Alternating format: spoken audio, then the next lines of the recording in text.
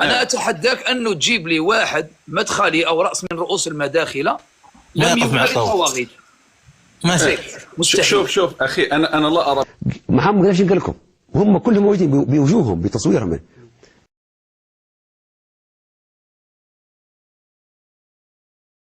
لأن الحرق اسمع. هل تعدون بإصلاحات جدية في المستقبل؟ يا أخي لا، ما فيش أي هذا شعاري كنت رافع قبل هذول حتى المنافقين اللي تو الآن راكبين الموجة.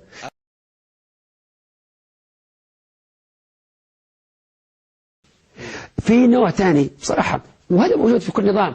الناس اللي حاربوا سيف الإسلام والناس اللي حاربوا ليبيا الغد واللي حاربوا إصلاح شافوا أن السفينة هذه بتغرق، هم أول من يقفز. وهذا موجود في العالم كله في التاريخ على آلاف السنين. التاريخ أول زي يقول لك أول ما السفينة غارقة أول ما يخرج منها هو أي جرذان.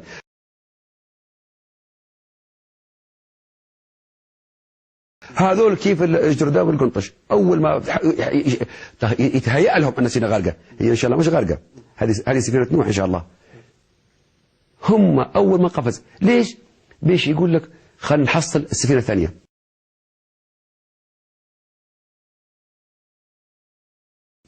يعني هم ناس أعمارهم في السبعينات.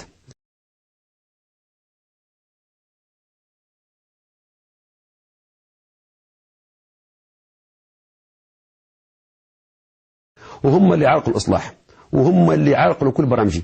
الآن يتكلموا على ثورة الشباب والشباب. ثورة الشباب وأي شباب؟ يعني عيب.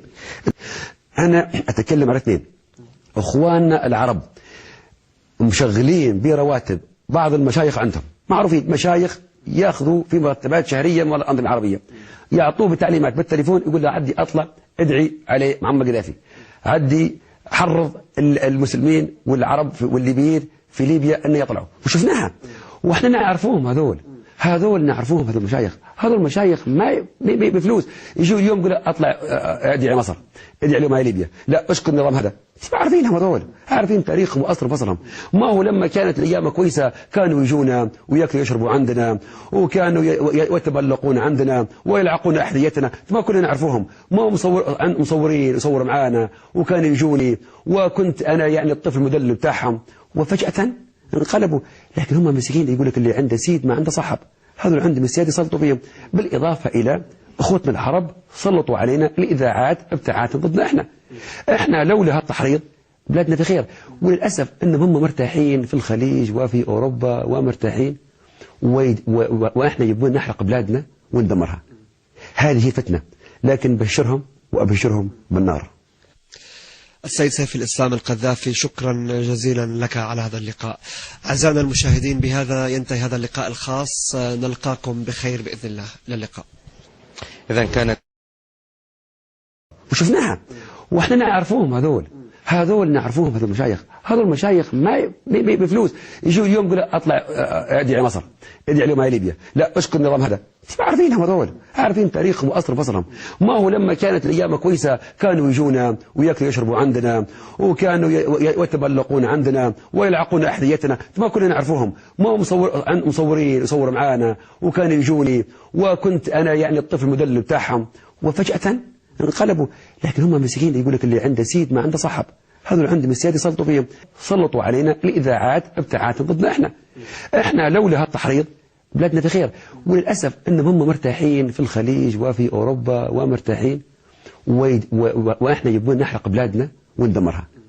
هذه فتنة، لكن بشرهم وأبشرهم بالنار. السيد سيف الإسلام القذافي، شكرا جزيلا لك على هذا اللقاء. أعزائنا المشاهدين، بهذا ينتهي هذا اللقاء الخاص، نلقاكم بخير بإذن الله. إلى اللقاء. إذا كانت ويتبلقون عندنا ويلعقون أحذيتنا ويتبلقون عندنا ويلعقون أحذيتنا ويتبلقون عندنا ويلعقون أحذيتنا ويتبلقون عندنا ويلعقون أحذيتنا ويتبلقون عندنا ويلعقون أحذيتنا.